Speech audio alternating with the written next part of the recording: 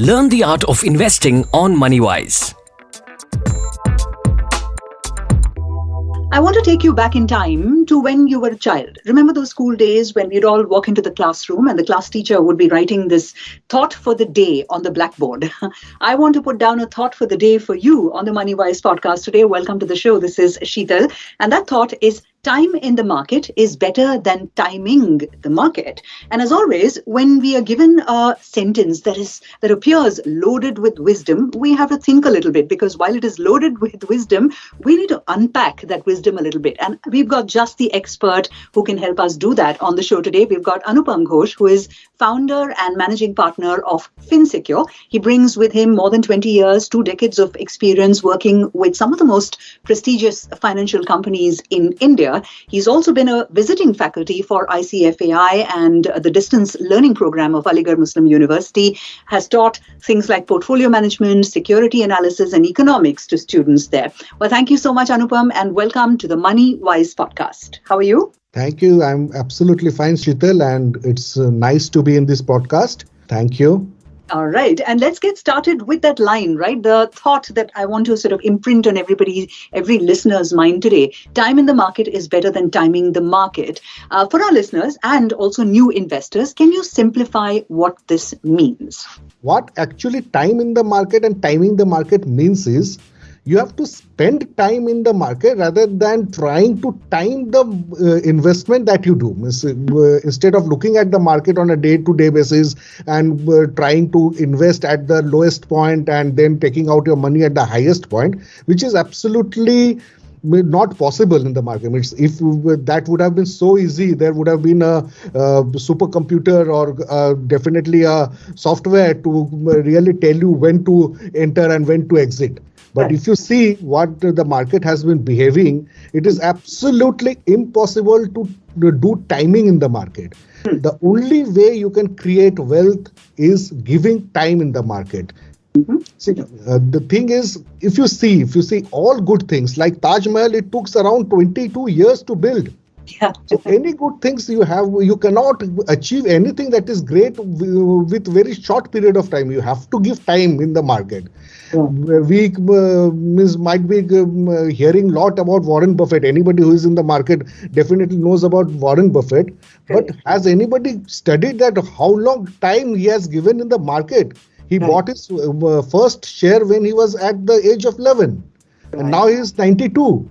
Right. And if you see the wealth that he has created, he has not created enough wealth in his last 20 years that he has created the wealth. Right.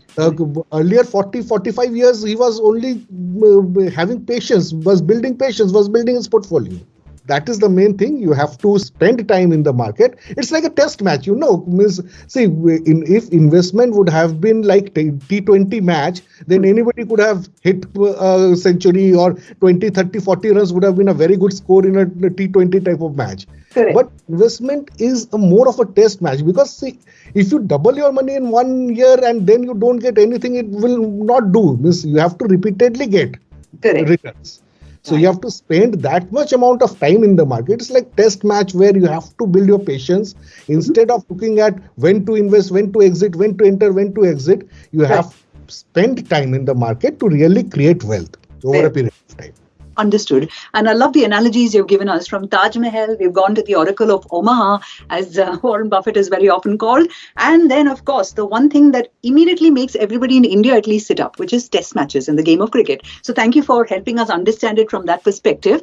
But you know what? You're making it sound quite simple, Anupam. I have to say this much.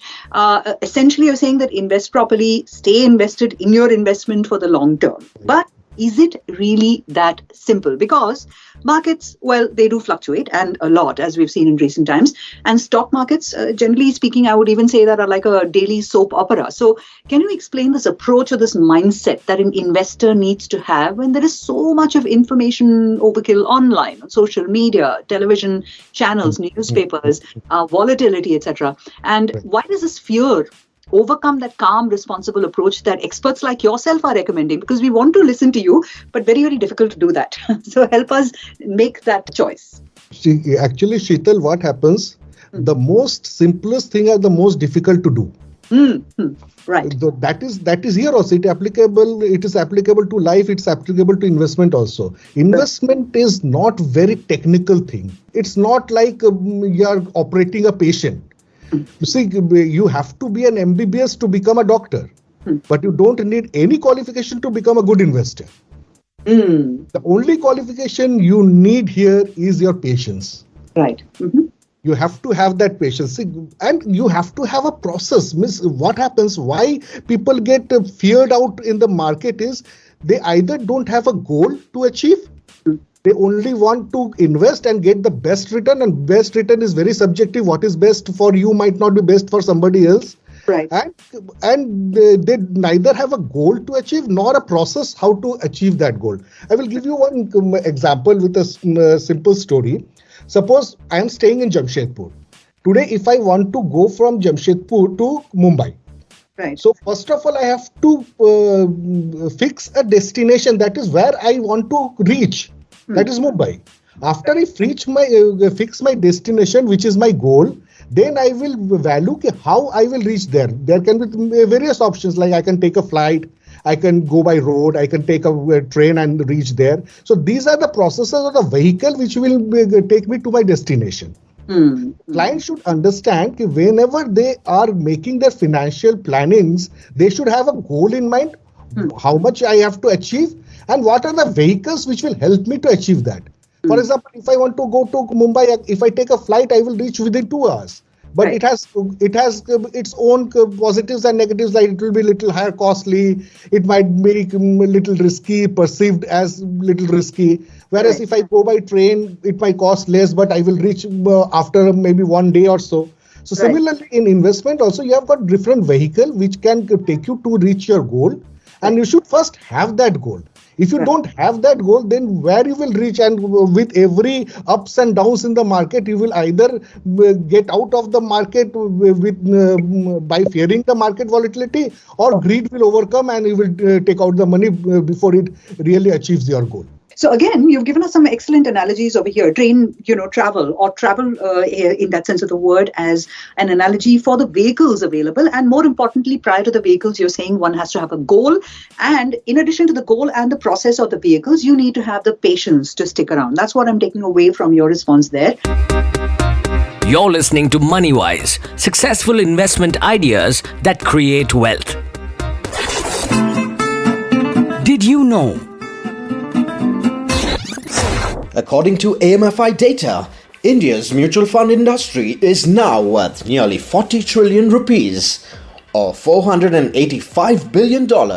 It grew by around 17% in the last 2 decades.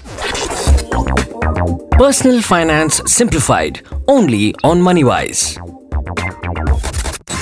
Now let's come to another central pillar from what I understand of all investment, indeed the core of all investment-based wealth creation, compound interest, the power of compounding. Please help us understand this. Although we've done it on several other podcasts, I think we need to drive that point home. So what happens, compounding is one of the strongest things that can create huge wealth. For example, we all know that the simple formula which we have learned in our class, maybe 7, 8 or 9 standard, that compound interest is nothing but principal into 1 plus r to the power t. This exponent t, the time, the to the power t creates the magic. For example, suppose you have got 3 years and if you invest maybe 100 rupees, the simple multiple 100 into 3 is 300. Whereas 100 to the power 3 is 10 lakhs. Right. 100 into 100 into 100. So this is how compound works. And I will again take you back to Mr. Warren Buffett. Right. His wealth was $5,000 when he was at the age of 14. Right. Today, his wealth is more than $80 billion. Right. This is how compounding has worked. For example, suppose I will give you another example. Suppose you choose a very good investment which has doubled your money in 1 year, and after that the money hasn't done anything. Right. It can happen you have invested in a stock which has doubled in 1 year. After that, the stock price didn't move only. Right.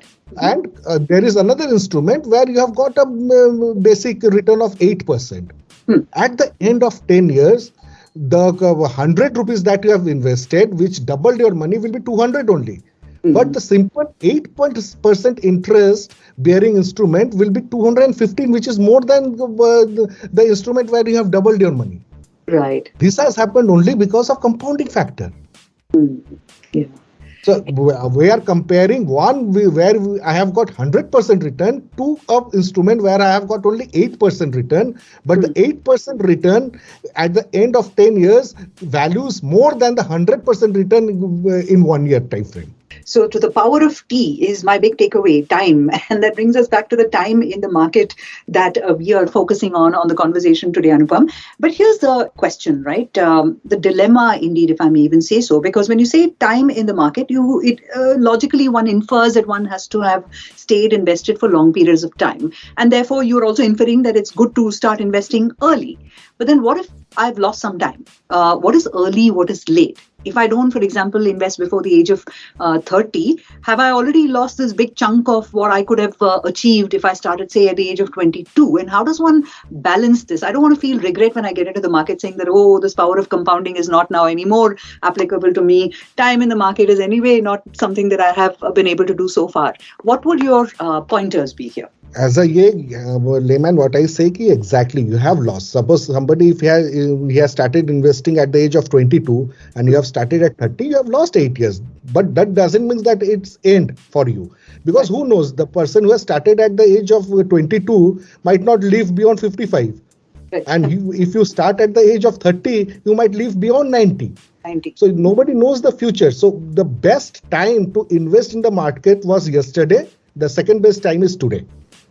So we start as early as possible. Say what happens. I still remember when I just passed out my +2 and I was thinking of dropping 1 year and preparing for other exams. So one of my very close relative, he told me, don't waste time. You know what you will lose if you waste your 1 year time. I said, yeah, I will join job after 1 year and 1 year's salary I will lose. He said, you are not going to lose 1 year's your salary which you will get in the beginning of your career. You will lose 1 year of your salary which you will be getting at the end of your career, which will be the maximum. So instead of if you start little late, so you don't lose the first initial returns that you might not get that is there. You will lose the final return which will be the maximum.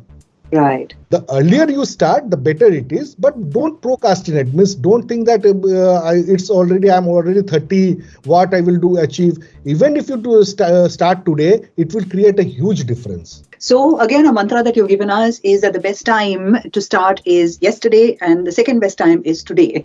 That I'm going to remember for the rest of my life, Anupam. And thank you for those pointers. Not to be focused on how soon you should have started, because that is yesterday and there's always possibilities ahead of you. Now, what are those investment mantras? Clearly, there's a lot of wisdom that we are hearing from you, Anupam, and I'm sure you have some learnings that maybe you could share with all of our listeners today. Things that you believe all investors in India must pay attention to, or some defining moments in your own life which have guided your own investment approach and strategy. First of all, you should have a goal in mind. You should know where to reach. Without that, it's very difficult to plan your investment. Next is stay away from all the news that will be coming to you. The media every day will put some news or the other, and they will basically seduce you either to sell your investment because of greed or because of fear. And if you start doing that, I have a policy, I don't have any business channel on my TV. I don't listen to them. Because they give so much of information that your own judgment sometimes gets distorted if you listen to them regularly. Next is, once you have created a goal and a portfolio, don't start watching it every day. It will only increase your BP, not your wealth. Review it periodically, but that periodical should be once a year or maybe maximum twice a year, not more than that. Stick to your investment. If you have invested right, think 100 times before choosing the right vehicle. But once you are in a vehicle and a path, believe in that vehicle and the path to take you to the destination. Don't keep on changing your vehicle and the path. Right. You will then reach nowhere. And with that, thank you so much, Anupam, for joining us on the Moneywise podcast today. And you've really made it so interesting to understand concepts like, staying in the market, patience, picking the right, vehicles for your investments, and certainly, patience being the name of the game, power of compounding as well. You so beautifully explained all these simple concepts, but concepts that are integral to any investor, new or old. Thank you for being here. Thank you very much, Sheetal. Thank you. You're listening to Moneywise, brought to you by IDFC Mutual Fund. Check out the rest of our series for more investment advice. Mutual fund investments are subject to market risks. Read all scheme-related documents carefully.